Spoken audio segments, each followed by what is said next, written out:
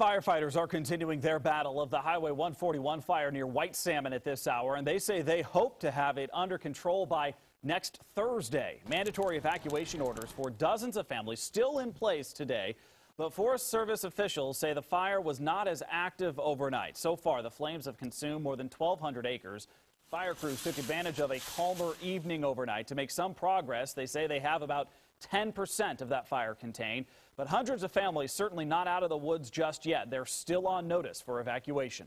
We got everything that's valuable out of the house that they need, and they have bags packed up if they need to get out of there. So it's you know, we're at the mercy of the fire at this point.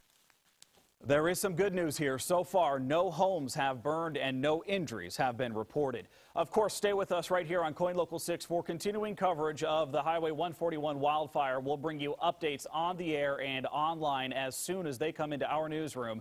If you're in the area and you can safely, emphasis on safely, take pictures or video, we ask you give it to us and send it along to our email at news@koin.com.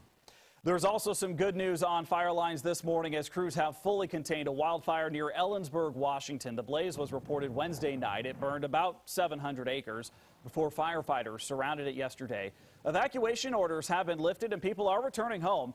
Investigators, though, still trying to figure out exactly what sparked the fire. No one was hurt and no homes were lost.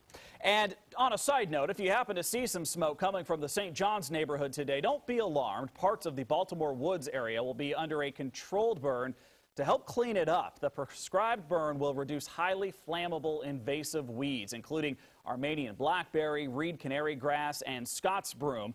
That increased the risk of uncontrolled fires there at the site. These grasses are very highly flammable, and that's why we're wanting to eliminate them. If you recall years ago over at the bluff fire that we had behind the University of Portland there, it was just these kind of species which helped create that environment. Portland Fire and Rescue says there will be light smoke in the area for a few hours today, so take notice. Crews will be there for the next 3 days or so to monitor the controlled burn and make sure things don't flare up.